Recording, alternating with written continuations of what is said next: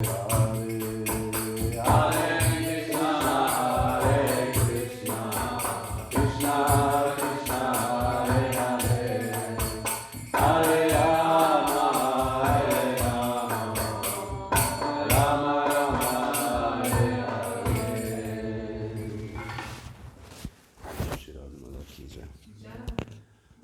you wake up every morning 1 o'clock? Or? Yeah, only when I'm making the DVDs. Okay. Sorry, I greeted you. No, Morning, I'm really kind of in a different space. It's not, before the rounds, everything's a little bit awkward. No, I also woke up and I thought, wow, this is so early, what's the time? And it was like 1:15. So I wonder. I went to the bathroom at 1:20 and I saw Jaram fully dressed and tilak. I said, 1:20. Hare Krishna. Yes. No, this is inspiring. This is not wrong. I'm thinking also, should I start waking up at 1 o'clock? Yeah, it's really nice. This is association of devotees. This is what the association of devotees does to you. You know, you see others do and you think, well, this is nice. Maybe I should also wake up at 1 o'clock. I think it's great. Now it's 1 o'clock in the morning. We're really nice. Yeah, I finished my rounds before 3 o'clock. It was great. Yeah, it's good. Yeah, then you can. By 3 o'clock, I'm done with rounds, man. All right. Is it? It's just a matter of like. It's okay. It doesn't need to be precise. So a continuation from the Transcendental Diary.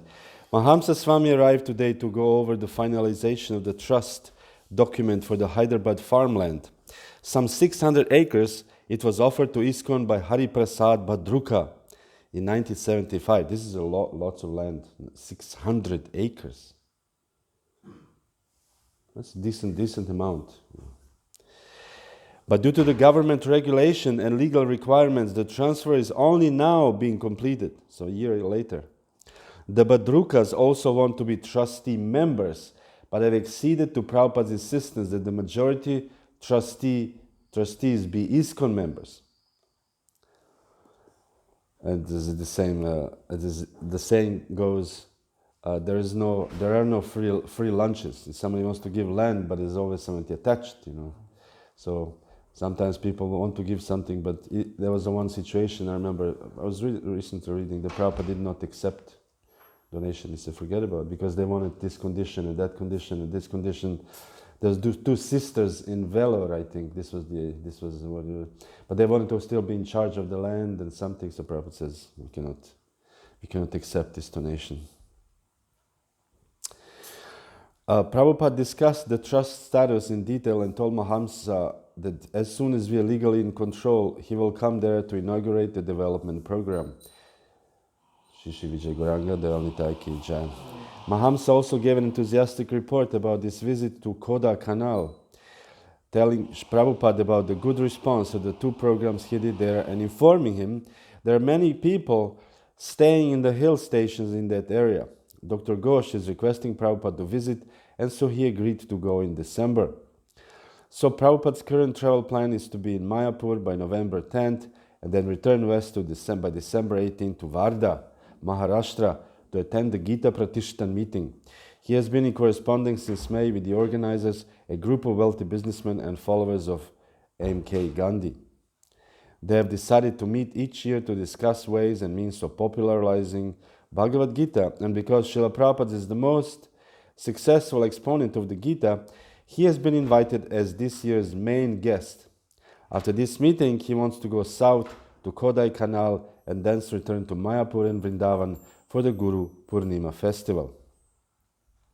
This is tentative, of course. Anyone who has been on Prabhupada's party knows that his travel plans have been constantly rearranged due to the new invitation and changes in circumstances. Srila Prabhupada ki Jaya. Kommentare? Kein Kommentar. So we're reading from Srimad Bhagavatam. Puranam Amalam Yad Vaishnavanam Priyam. So text 22, chapter 5, verse 1. Om Namo Bhagavate. Sorry, the other way around. 5:1:22. 5:1-22. Kapitel 1, Vers 22. Om Namo Bhagavate Vasudevaya. Om Namo Bhagavate Vasudevaya. Om Namo Bhagavate Vasudevaya. Narayanam Namaskrityam Naram Chaiva Narotamam Devim Saraswatim Vyasam Tato Jaya Mudirayat Nashta Prayesha Bhadreshu Nitya Bhagavata Sevaya Bhagavati Uttama Shloke Bhaktir Bhavati Naishtiki. Prabhu, yesterday we had this 5:122. We read this. Yesterday? Yeah. Yes. Okay, then today is 23. I prepare for the 22, but 23 it is.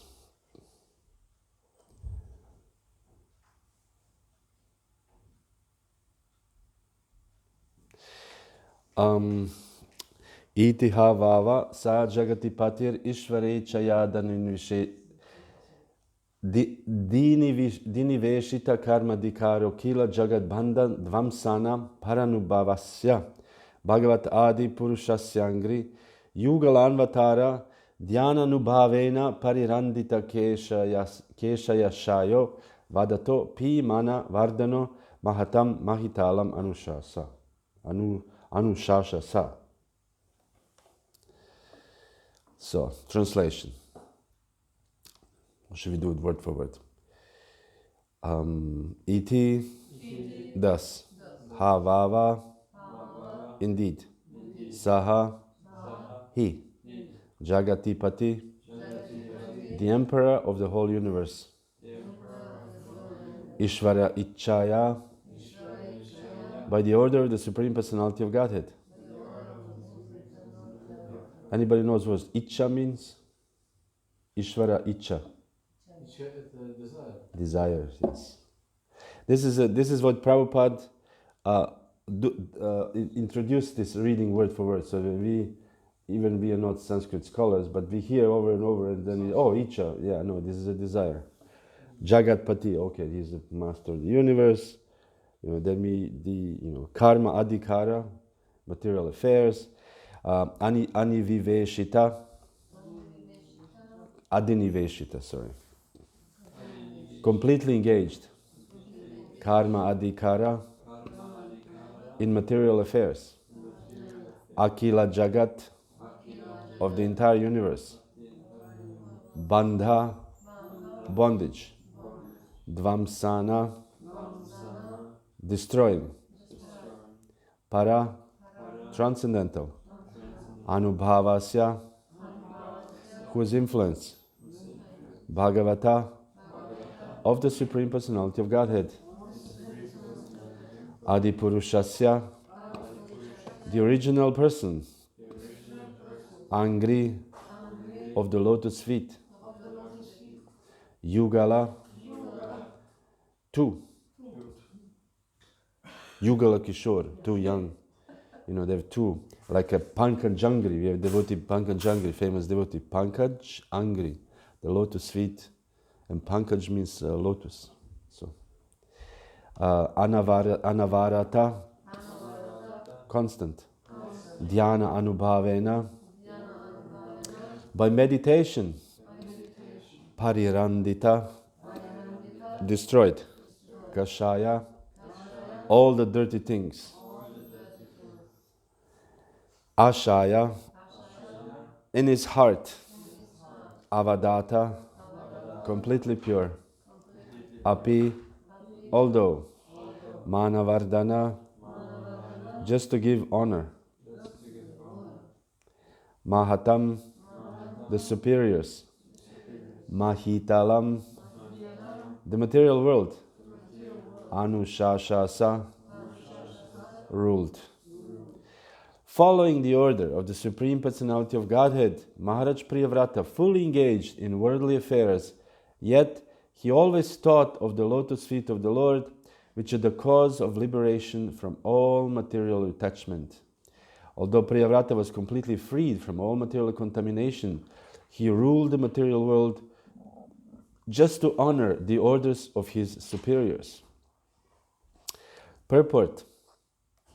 The words mana vardana mahatam, just to show honor to superiors, are very significant. Although Maharaj Priyavrata was already a liberated person and had no attraction for material things, he engaged himself fully in governmental affairs just to show respect to Lord Brahma. Arjuna had also acted in the same way. Arjuna had no desire to participate in political affairs or the fighting of Kurukshetra, but when ordered to do so by the Supreme Lord, Krishna, he executed those duties very nicely. One who always thinks of the lotus feet of the Lord is certainly above all the contamination of the material world. As stated in Bhagavad Gita, Yoginam api sarvesham madgatanantaratmana Shraddhavan bhajate yomam same yukta tamo mattaha. Of all yogis, he who always abides in me with great faith, worshipping me in transcendental loving service, is most intimately united with me in yoga and is the highest of all. Maharaj Priyavrata therefore was a liberated person and was amongst the highest of yogis, yet superficially he became the emperor of the universe in accordance with the order of Lord Brahma. Showing respect to his superior in this way was another of his extraordinary qualifications. As stated in Srimad Bhagavatam, Narayana parasarve na kutaschana bibhyati svarga pavarga narakeshu arpitulyartha darshinaha. A devotee who is actually advanced is not afraid of anything, provided he has the opportunity to execute the order of the Supreme Personality of Godhead. This is the proper explanation of why Priyavrata engaged in worldly affairs, although he was a liberated person. Only because of this principle does Mahabhagavata, who has nothing to do with the material world, come down to the second platform of devotional service to preach the glories of the Lord all over the world. Following the orders, one more translation, of the Supreme Personality of Godhead, Maharaj Priyavrata fully engaged in worldly affairs, yet he always thought of the lotus feet of the Lord, which are the cause of liberation from all material attachment. Although Priyavrata Maharaj was completely freed from all material contamination, he ruled the material world just to honor the orders of his superiors. Oma Jnana Timirandasya Jnananjana Shalakaya Chakshuran Militam Yena Tasmai Shri Gurave Namaha Shri Chaitanya Manobhishtam Stapitam Yenam Bhutale Svayam Rupa Gadamayam Dadati Svapadantikam.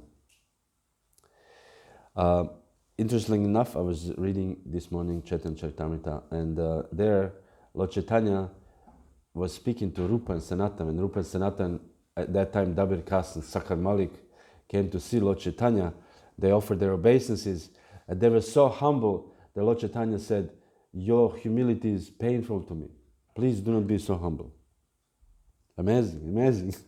Somebody is so humble, and you think, "Oh my God!" Lord Chaitanya himself was very disturbed by the humility of Rupa and Sanatan, and because they said that we want to come with you, and they said no, for now. And then he spoke this verse, which corresponds to this, saying that as a woman who has a lover, executing her duties very nicely, but although she's always thinking of love. This is a terrible example, but I mean, materially looking, that the woman is a lover and pretend to her husband that nothing is happening materially.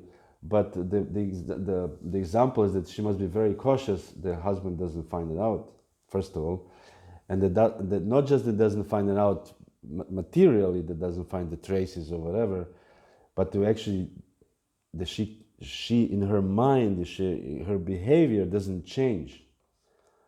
Because when you live with somebody, you know how this person breathes, how this person thinks, and when you see, there's something wrong. What's wrong with you? You know. But this woman has to conceal this thought that she has a paramour so well. So this is the Lord Chaitanya's recommendation to the Goswamis at that time, Davar Kasam, Sakra Malik, to execute your duties, worldly duties, just as the most worldly, as Prabhupada said, pence and shilling and pence man, meaning he's a very materialistic person. But in your heart, you always think of Krishna. So this is like so many times Grihastas asking, how can I engage myself? I'm busy and this. So this is the answer. This is the only answer. You have to, in your heart, always think of Krishna, or in your mind, always think of Krishna. And I found even in the seventh canto, but I didn't want to read it because it's a heavy verses, and I don't want to, the very heavy verses. Bhagavatam explains how should one think of Krishna as a family man. That's really, so I didn't want to read this. But if you are welcome to check out for yourself in the seventh canto, the ideal Grihastha life.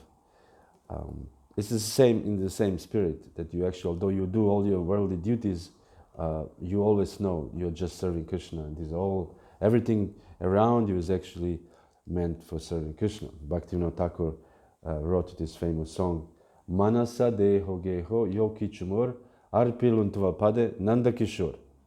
That my mind, manasa, deho, my body, my household, all belongs to you, youthful son of Nanda Maharaj, Nanda Kishore. So this is the attitude of a householder. This is the attitude in general to all the devotees. As I said, although engage in worldly affairs, always thinking of the lotus feet of the Lord. Because even devotional service in current existence of the ISKCON devotees could be a very materialistic affair. You go shopping, everybody's shopping. Or you go do whatever, paying bills or fixing this or doing this. Everything, whatever you do, you have a car, for example, as a devotee, and you need to repair the car. You bring it to the mechanic, or you try to fix it yourself. So these are externally materialistic activities, ultimately. But if we always think of Krishna, this becomes all spiritual activities. Here, the only thing is here, and this thinking of the Lord is the cause of liberation from all material attachment. And in the Bhagavad Gita, Arjuna also had a similar situation, that the Lord told him, no, you just fight, but always think of me. And then the conclusion here, the last sentence, although Priyavrata Maharaj was completely freed from all material contamination, he ruled the material world just to honor the orders of his superiors. So meaning, even if you come to the highest platform of advancement, if you're completely pure devotee, you still execute the orders of your superiors. And what is the order of superiors? In our case, is Prithivite Achayati Nagaradigrama Sarvatra Pachara Haibe Moranama. We should preach Krishna consciousness all over the world, and this is our duty. This is a duty of every devotee of the International Society for Krishna Consciousness.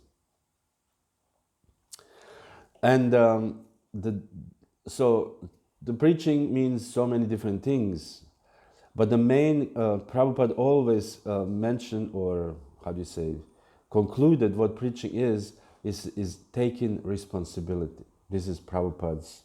I was just also reading some Prabhupada's letters, and I've actually saved some letters here. The Prabhupada actually taught the devotee should take responsibility. There's a very interesting letter here to one Mataji, Krishna Devi. It's in 1968, it's very early days. And Prabhupada said, yes, the coloring book idea is nice, because she wanted to do some coloring book, for the kids, Krishna, Rama, we have so many. But for now, there's a greater need of your service to Krishna in helping out the Santa Fe temple. You have requested me in your letter to please advise you about your devotional service, and I shall tell you frankly that the best thing for you to do now is to help Santa Fe temple financially. So this is a wealth. This is the wealth, and this is a great fortune that we can have a guru who actually gives us direct instruction. This is like a jackpot, because in this material world it's not easy, because at this moment, perhaps in the future it will be different, maybe in 1,000 years from now, when there will be like every town will have 50 gurus or 150 gurus. But at this moment, there is no such a thing. So to see a spiritual master, and also a spiritual master has so many disciples, it's not easy to get direct instruction. So dear Prabhupada tells us directly, yes, this is nice, but I want you to maintain this temple financially, Santa Fe temple. Great instruction, really great instruction. It's like a best thing you can do in your spiritual life. Although this is also the most difficult thing to do in your spiritual life, because you have to give up your false ego. Your spiritual master said, I want you to do this, and being like, oh my God, I cannot do this. Or there's another letter I found that Srila Prabhupada wanted something else, and they said, I better work with you because you're easier. I can work with you easier. So, where is it? Next, what Prabhupada says, you were originally entrusted with the responsibility of that branch of the temple, and you started it, so now it is your duty to help maintain it, even if you're not present there. If it is closed down, it will be great shameful to you. Prabhupada put now also the burden on her. If the temple closes, it will be also your fault. It's your shame. Imagine your spiritual master is telling you this is a shame if you don't do this. So at the present moment, your former husband Subal is struggling alone there, and there's an urgent need of financial aid to him. Even they were divorced. I mean, at that time was not even, not possible. Prabhupada did not even allow divorce. They divorced, and Prabhupada even said, help your former husband. It's in the service of Krishna. So we overcome even the material considerations, even this, false ego, for the sake of Krishna. We know the Bhaktivinoda Thakur was a quite wealthy man. He had some material wealth from his inheritance, first of all, and then his job was well paid, and he had a good family, good life. And then when he wanted to build a temple in Yogapit, the appearance place of Lord Chaitanya Mahaprabhu, he did not want to finance the temple himself. He thought, in the spirit of Lord Chaitanya, in the spirit of Samkirtan mission, meaning Samkirtan means together, everybody together participate in the Kirtan of Lord Chaitanya.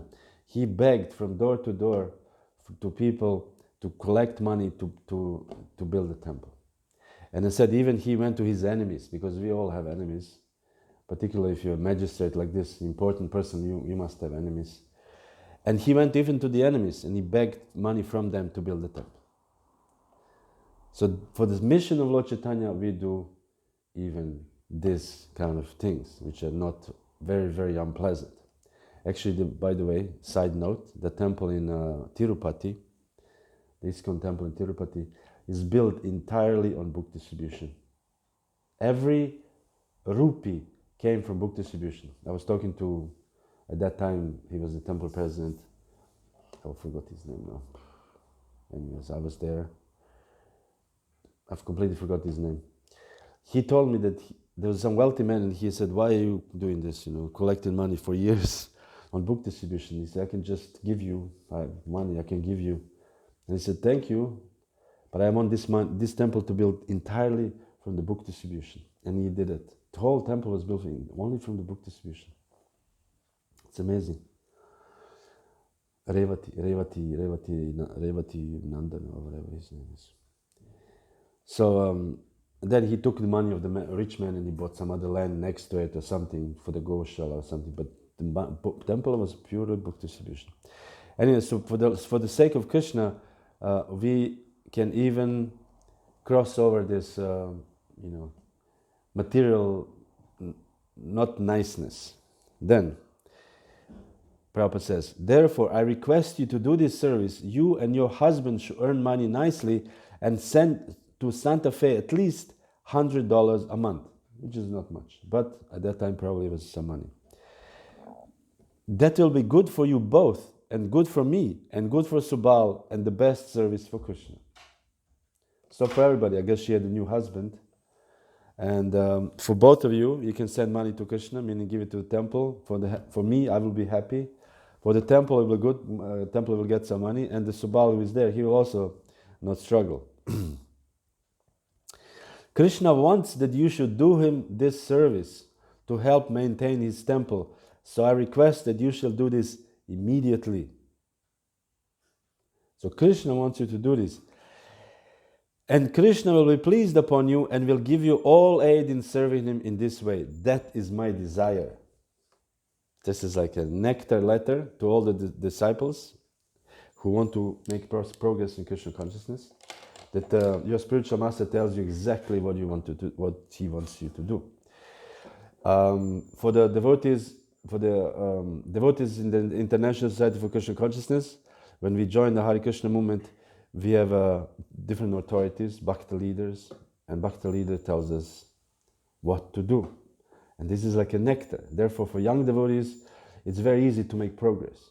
Difficulty to make progress is later on, when you become initiated and you become a little more independent. Then it's becoming more difficult to make progress because nobody really tells you, or nobody dares to tell you what to do. Like, especially when you're a much older devotee, who's going to tell you what to do? Even the spiritual master, he will suggest, but he will not tell you what to do, because you're a senior devotee. You may have your limitations, your health, and then also there's respect there, and then you just, maybe you could do this, or what do you think? And you have to figure out, or unless there's a direct order emergency situation, I want to build a temple in, I don't know, Leverkusen, and then can you help me to build a temple in Leverkusen? So this is your mission. Your mission is to help your spiritual master build temple in Leverkusen. But if this doesn't exist, then it is up to devotees to find out what does Krishna wants me to do, and that's a little more difficult. Therefore, we have to ask the various devotees. We have to pray to Krishna, and we have to read, be absorbed in Srila Prabhupada's teachings and Srila Prabhupada's words, and then we can maybe find out what does Krishna wants us to do. And interestingly enough, once I was in Vrindavan, and I had 3 different options to go to 3 different places, and I was not sure which one should I choose. And 3 different temples, or 3 different projects, they invited me, and I was thinking, where should I go? And I was like completely, should I go here? Should I go? I didn't know where to go, what to do, and then I asked one devotee, a friend of mine who lived in Vrindavan, and I asked him, you live in Vrindavan, you're Brijbasi, you tell me, you're in Vrindavan, you tell me, what does Krishna want me to do? And he said, maybe Krishna wants you to decide for yourself. This is a big shock for me. And he said, maybe Krishna trusts you. This was revealing to me, because maybe Krishna trusts you, maybe he wants you to decide what you want. And recently, my wife has asked Adipurusha similar question, and he said the similar answer was a similar answer, but he elaborated more. He said that maybe whatever you try, Krishna will go along with. Even if it's not perfect, Krishna will say, okay, you chose this, I'll go along with it and I'll help you in this way. So this is, I thought it was interesting. This is a little for the older devotees. For the young devotees, this is very easy. Just what should I do? I tell you, go on the book distribution. Okay. Go to this temple. Okay. Go to that place. All right. Can you help in the kitchen? Sure. Very easy. You make progress like in quick, really quick, because of this. This is how the process works. But in general, our duty in general is, this is interesting, I thought this interesting letter here, but Srila Prabhupada says that your idea to make a coloring book is nice. It's nice to have an idea to color books or whatever, but this is more important. There's the priorities. For example, Prabhupada obviously wanted preaching mission all over the world. So if this is not, this is an instruction to all of us. There's not like now somebody has to tell you have to preach. This is instruction. Everybody knows this is instruction for the general International Society for Krishna Consciousness. This is instruction for everybody. We are a preaching mission. Lord Chaitanya's mission is a preaching mission. Once, one devotee was reading this famous statement from the, I don't exactly remember, it was from Upanishad or from Purana. If the spiritual master doesn't invite a disciple to eat breakfast, the disciple doesn't eat breakfast. Brahmachari. This is the life of a brahmachari. So brahmachari is doing service, and if spiritual master said, now you eat, then he comes to eat. If spiritual master doesn't invite him, then he has to fast that day, brahmachari. Bhakta Moses. So Srila Prabhupada, so the devotee asked Srila Prabhupada, this statement is very nice, but how do I know, you are traveling somewhere in India and I'm here in America, and how do I know that you invited me for breakfast? I'm eating breakfast, And Prabhupada answered, I'm inviting you to eat breakfast all the time. He said, I'm inviting all the devotees to eat prasadam all the time. So this is the invitation by Srila Prabhupada. So it is also invitation by Srila Prabhupada to preach Krishna consciousness. It's a general instruction to everybody to chant 16 rounds, follow the regular principles, read Prabhupada's books, preach Krishna consciousness. This is like a general instruction, do service. And this is in itself an instruction in itself. So it's not like we are instructionless. We have instruction. The instructions are there. Because I met many devotees in America, Prabhupada disciples, who, not many, but quite few, who did not meet Prabhupada, who got initiated by letter. And they never met Prabhupada, or they saw Prabhupada from 200 meters with all this crowd of sannyasis and everything. They just saw like this little bit from a distance, Srila Prabhupada, and that's it. So how do they keep on? So many years. Some of them are really fired up. How do they keep on? They keep on by following the regular principle, following the instructions of the spiritual master. And they're very fired up. So this is how it is. So, I could read one or two more letters of Srila Prabhupada. Prabhu, can you repeat explanation of Adipurusha Prabhu about how to choose? This is not. I cannot quote. Don't quote me on this. The answer was that Krishna wants you to choose what service you like to do, and he will help you whatever you decide to do, whatever the service, because he knows you will do this. It's for service, for Krishna service. So it's not like always like Krishna. I want you this. I want this. I want this. Because there's so many things, and sometimes it is like this.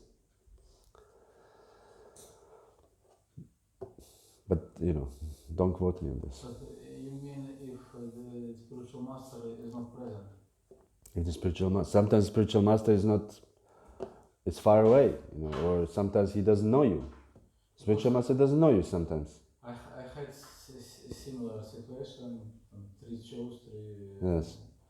Three offering was from different projects, and I was asking many devotees, my friends, senior devotees, they gave good advices, but different opinions, But when I met Guru Maharaj, if just start talking, first his words, and immediately I understood what shall I do. Yes. At that time I did not have a spiritual master, so I did not have anybody to ask, number one. And number two, not every decision is so important. You know what I mean? Like sometimes you're in the temple, you can be temple commander. Should I be temple commander, or should I be, or whatever, some other services. So this is not necessary. You need to ask your spiritual master, do you think I should be temple commander? He said, yeah, just do, So sometimes it's like this. But ultimately, I asked this once to Virabahu Prabhu, who's a GBC and spiritual master, Grihasta, a very senior devotee Prabhupada disciple. I think he's one of the first to become a guru after the 1982 or 3 something. He's in South America. And I asked him once, because there's so many opinions, as you said, nowadays. and whom one devotee will tell you one thing, another devotee, very advanced devotees, very serious devotees, and one devotee will tell you one thing, another devotee will tell you another thing, another devotee will tell you another thing, and another devotee will tell you another thing. So if you ask 5 different, you may get 5 different answers. So his answer was very revealing to me. He said, you have to have one final opinion. You have to accept one final opinion. So you have accepted your Guru Maharaj as your final opinion, and from him, the things are clearing up. I once said I was a temple president in one temple, and I had a bhakta who was 3 years something, 3-4 years, could not find a spiritual master. He tried one and he found a fault in him, and then I don't like him. Then he went traveling with another one, and after 2 months he says, I don't like him. He found fault many spiritual masters, and he tried, and he's changed like 4 or 5 different ones.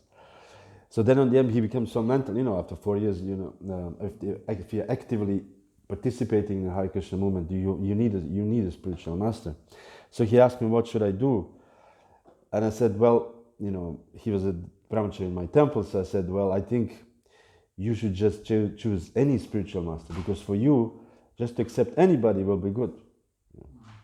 I even made a joke, take a list and just close your eye, put a finger, and whatever, whoever comes, just take anybody, because you at this moment, I know him from all these years, he was bhakta. You should choose anybody just for this case, that you have a one final opinion, because otherwise you will always have some person tell you this and you choose this one, and basically you don't take their opinion, but you choose opinion which suits you, meaning that you make the decision yourself. So he said, okay, and then unfortunately for him, one sannyasi visited us, our temple, and of course he went to him and he asked, what do you think, what should I do? And the sannyasi told him, I think you should wait. If you cannot decide, you should wait. Of course, this sannyasi later told me, I'm sorry, I didn't know, but so then this devotee said, you see, then he came to me, you see, sannyasi told me I should wait, So I said, okay, I mean, you asked me for my opinion, this was my opinion, I know you for 4 years, and so this, having one final opinion is very important. The one final opinion. And therefore also when we read books, nowadays you can read Vishwanath Chakravarti Thakur, Balad Vidya Bhushan, and you have so many commentaries on the Bhagavatam, on the Bhagavad Gita, Bhaktivinoda Thakur's commentary, all kinds of. We should accept one final opinion, and this is Prabhupada. This is our final opinion. So whatever Prabhupada says, sometimes maybe disagree with this Acharya or that Acharya, but we follow this because this is our final opinion. And this is the way to make progress. In the Nectar of Devotion, describes the aspects, aspects of devotional service. Number one, most important, is to accept a spiritual master. Number two is to take the instructions and follow the instructions of the spiritual master. And Prabhupada says, there are many different spiritual masters and they may give different instructions, but the system of success is to follow this principle of accepting spiritual master and follow the instructions. And what kind of instructions? This is a different story. Different spiritual master can tell you different things. Some spiritual master may say, I want you to go to, university and study, and we need you as a PhD. And the other spiritual master said, this is nonsense, I think you should go on book distribution. So it's a different. But the point is, if you follow spiritual master's instruction, then you can expect progress. This is the thing. So in the same way in the temple, we have so many devotees, and if we have our person who tells us what to do, I want you to clean the floor. And then you ask him, what do you think? And the devotee says, no, I don't. I think maybe you can help me in the kitchen. Then you help in the kitchen and the floor is unclean. It doesn't work that way. It has to be one final opinion in anything what we do, really. And ultimately, final opinion comes in Srila Prabhupada's books, Srila Prabhupada's instructions. This is for us final opinion. There's so many different ways and different opinions of different great sadhus, great devotees, great pure devotees, but for us, Prabhupada is the final opinion. And Vyavasayatmika Buddhir Ekeha Kuru Nandanam, Bahushaka Hirantarcha Buddhayo Avyavasainam.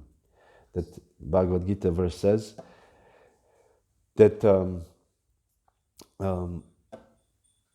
that one has to have ekeha, this one-pointed attention or one-pointed focus, and this is only possible when we have one final opinion. Because otherwise we'll say, oh, there's also others, and they also, I mean, we have heard in the past so many times that people say, there are also other spiritual masters. Yes, there are, but Prabhupada for me is my final opinion. Thank you. Others are us for all respects. All the sadhus, we offer great respect, but Prabhupada is the final opinion. If he says, this is white, for me this is white. I do not care, even if it's black. Prabhupada said it's white. So, this is our way of operating. Anything else?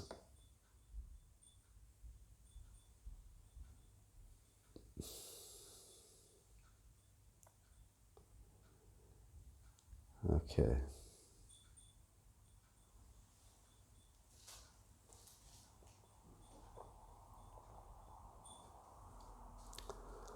And while doing this is interesting what Prabhupada says here. Why is there this politics?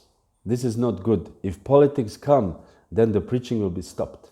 That is the difficulty. As soon as politics come, everything is spoiled. In the Gaudiya Math, the politics is still going. My Guru Maharaj left in 1936, and now in 1976, after 40 years, the litigation is still going on. Do not come to this. So this is another, I thought when I was reading this letter, the Prabhupada wanted devotees to identify with this movement as something, as this is a Prabhupada's movement, and as such, it's in a sense transcendental because it's directly made by Prabhupada. Some spiritual masters, I think it was Bhakti Charu Swami, was at the time of initiation, you have to pledge 60 rounds, 4 equity principles, and to be faithful to ISKCON. This was Bhakti Charu Swami, I think. This is some devotees, as I heard. You have to pledge faithful to ISKCON. Because nowadays, it's very easy. Just open Google, you see this Maharaj said that, this quote said that, this Baba from Radhakund said this Gaudiya Math Swami said this. It's very easy, and it's like nobody can check. There was different in the 70s. The ISKCON was on one side of the river, and Gaudiya Math was on the other side of the river in Navadvip. So to go there, you have to cross the river physically. Nowadays, you don't need to cross anything. You just open. You can download books of anybody nowadays, and read it. And you think, wow, this makes more sense, or whatever,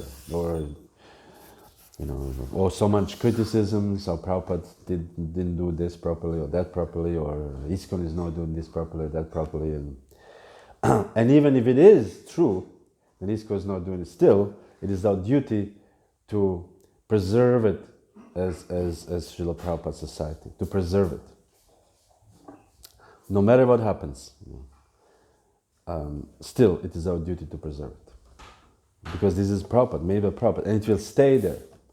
This temple there in Mayapur will stay there for next, whatever, thousands and thousands of years. It will be there. So, this is also another of our duties and our instructions that we should actually not give, as Prabhupada says, create politics or unnecessarily disturb this society. But try to work somewhat. If it's not possible fully, there's some other ways. Like, for example, in Christian religion, Saint Francis of Assisi, he saw all this corruption in the Catholic Church. They were going to the church and they saw this rich, big, fat priests. They were like living in very large, as they say in America. You live in large. Very good life, rich and good food, and so they said this is not Jesus's mission. Jesus' mission is to give up everything, to live in the fields, to live with. This is not. So he started living like this. He threw everything, clothes and everything, and he just lived in some old cloth, barefoot and this and that. And what happened to the church? We immediately attacked him, and they were rebuilding some broken church. And they came, and they broke the church again because they didn't want that somebody, open a center in their city. It's like if you open another temple here now in downtown Cologne, and you just and hundreds of people start coming to that temple, and you would think like, what's this now? Who is this? Immediately send somebody to blow it off or whatever. So this is what happened, and then something like this diversion happened many times, and then Francis went. He said, "This is not true. This is not possible. I'm going to ask the Holy Father myself." So he went to Vatican himself, and he asked, "Is this wrong that I live like this? I just want to hear from you. You are the Holy Father." So somehow or other, at that time, the Pope was very favorable, and he said, "No, you're allowed. So you're recognized as a branch of Catholicism." So possibly in the future, we can also have some branches or many branches of the International Society for Krishna Consciousness, which are affiliated. It's called affiliations. But the point is that to preserve Prabhupada's society means to preserve Prabhupada's teachings, preserve Prabhupada's method of worshipping Krishna, preserve the preaching, and preserve the mood of Srila Prabhupada. As I think Bhakti Vikas Swami, he's writing a book, Mood and Mission of Srila Prabhupada. Just like this, mood and mission. Mission is important, but mood is very important also.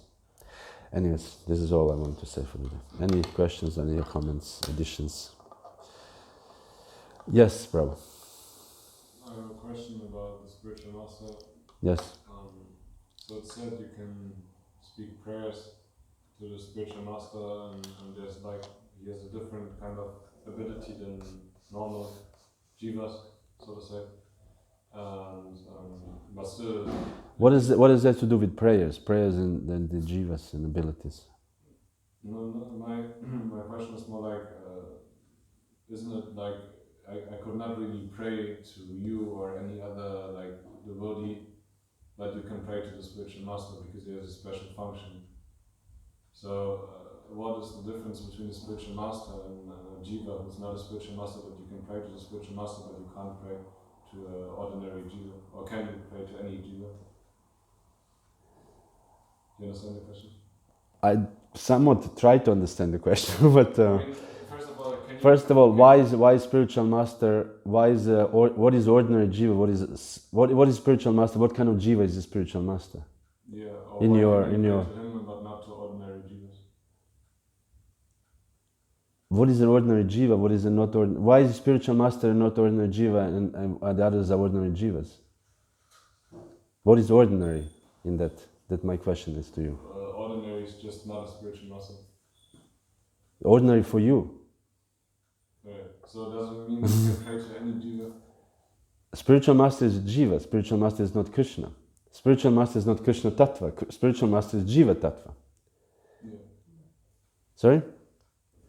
Spiritual master is for you as a disciple. Spiritual master is not different from Krishna, but he is not Krishna. But this is for you, because he spiritual master. But there are different kinds of spiritual master. There's a spiritual master diksha, a spiritual master shiksha. So to think that only spiritual master and the others are all ordinary jivas, this is a kanishta-adhikari level. This is a very kanishta-adhikari level. That you don't see other devotees as actually also on a level, in one sense, of your spiritual master. Why you cannot pray to another devotee, although he's not your or she is not your spiritual master? For example, why do you think that this other devotee, you will not get mercy from this other devotee? This is a very, I'm just speaking philosophical here. It's a kanishta level. I thought in order to receive a prayer, you have to have some certain empowerment to be able to receive a prayer. But what is a prayer? What kind of prayer? For example, please give me blessings that I can serve Krishna. Why you cannot ask, Prabhu, for example. I'm just example. Why you cannot ask him to give you blessing? I mean, not talking, but actually just inside, addressing, like you can address the spiritual master in your mind and pray to him, so he doesn't have to hear it, but he can still give blessings, right? Yes. So he has to have But where does the blessing come from? The blessing comes from Krishna. Because the spiritual master is also empowered by Krishna, and devotees are also empowered by Krishna. Even sometimes non-devotees can give you blessings. For example, just recently somebody said that somebody gave blessing. I had experience, I was in America, and we went to a Christian church. It's a long story, I don't want to, it's a very funny story, but we went to a Christian church. I wanted to see these black preachers, with this screaming and singing. I wanted to see this, So we went there, me and Matsya. Matsya is completely blonde, We were the only two white people. The whole black community, there was like maybe 350, 400 people. And, everybody was looking at us, So we went, and then after the class, there was a whole 3 hours program, the whole thing, singing gospel and everything. And we were leaving, and then somebody said, "Hey, wait, don't go. We were like, oh my God, what's happening now?" And he said, "Come down here." So we went down, and he invited us to the stage. And everybody was watching us. So we were standing, me and Matsya standing on the stage. And the preacher said, "Where are you from?" And I said, "I'm from Europe." And he said, "Hold on a minute." And he calls his assistant, and he said, "Bring the olive oil." So he took the olive oil and he put it on my forehead, put it on his heart, and he said, "I bless this person to become an apostle of preaching of mission of God in Europe." But this was not a joke. I actually felt like he was not, he was a serious person, But I was like, wow, I felt like blessed, It was not like I thought it was funny. I actually did feel blessings. Obviously, Krishna is somehow, through him, whatever blessings he had, he gave me. I became an apostle I forgot the name of the church. So it is possible to get blessings from everybody. Vice versa, if you think that you can get only blessings from the spiritual master, then you will not get blessings from the devotees. That's why the association of devotees is very important. I understand your answer. It's just this is what you asked, but the aspect of saying, maybe it's like when you pray to anyone, then only the person can receive it when the super soul is kind of hearing it and imparting it in his consciousness, or I don't really know how this should work. Okay, so let's put it back. Yes, we can pray to a spiritual master, but we pray to a spiritual master. Ultimately, we also pray to Krishna because we want to. Krishna's spiritual master is not, in one sense, are not different. So if you pray to a spiritual master to make progress or whatever you want to pray for, this is very nice. We are doing Guru Puja every morning for a reason. Prabhupada knew that by the grace of the spiritual master, what is it? One can make the progress. One can. What is the text now? I forgot. From you, ecstatic prema emanates. By you, ignorance is destroyed. So all these are the prayers to a spiritual master. We pray to a spiritual master. So yes, we make progress. But it does not mean that he must necessarily really perceive. Not necessarily that he hears he's sitting. Spiritual master is eating. Eating chapati in Mayapur, and he's somehow echoing here. Oh, whatever, bhakta, whatever. He's praying to me now. Okay, let me stop eating chapati for you. It may happen also, but it may not happen also. Because Prabhupada, spiritual master is not Krishna. As we have to understand, the spiritual master is not Krishna. Spiritual master is not all-pervading. Krishna is Krishna. Krishna is all-pervading. Spiritual master is representative of Krishna. So we pray to a spiritual master in that sense that he's representative of Krishna. So whatever, he's training us how to actually worship Krishna. But he's also a person. He's not also impersonal. It's a great topic of spiritual master, and disciple. What does it mean? But just to understand that spiritual master is a jiva. Although for me, very special jiva. But for me, special jiva. Like for example, and some other disciple may not have this relationship, and this channel is closed. Like you pray to your spiritual master, and then you come and you bow down and he looks at you and he tells you something and you are shivering and you think, wow. And for other devotees, he just said, oh, Ribol Maharaj, how are you? Nothing there, you know. Or maybe they have some other relationship, for example. So it's special for you, but not necessary for others. And regarding this, every devotee is special. Like really, every devotee is special. Jiva, not ordinary jiva. Devotees are not ordinary jivas because they are worshipping the Supreme Personality of Godhead. Because devotees are not ordinary jivas, therefore association with devotees is very important. This is why we associate with devotees, because devotees are not ordinary people. Even if they're temporarily 2 years in movement and then they bloop and you think, oh, this guy, you know. But these 2 years, he was not an ordinary jiva. And even after, he's not an ordinary jiva. To worship Krishna, even 1 minute, is super extraordinary. Yes. We read in the morning, it's an offense to glorify the holy name for people who don't believe in it. And To instruct a faithless person while glorifying one, yes. Ungläubige. I heard when you do it on the streets for preaching, for the sake of preaching, it's okay.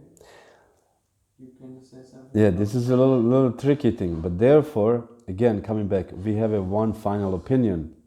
And they asked this question to Srila Prabhupada, the same question, exactly the same. How are we distributing books to random people who even throw the book in the garbage? And Prabhupada says, for the sake of preaching, Lord Chaitanya's mission, we are prepared to go to hell.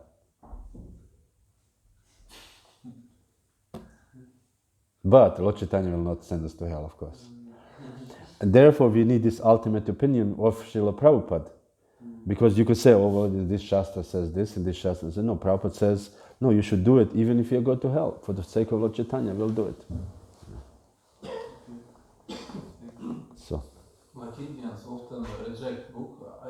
I have, please pray for distribution because Bharata Bhumi Janma disorder for Lord Chaitanya, if you're born in Janma Bhumi, you must share. I don't want to give to somebody because I know. They can offense. No. I don't do this. Yes. But for us, it's order of Prabhupada. Yes. Like you say, go to hell. Yes. Like Krishna had headache, Yes.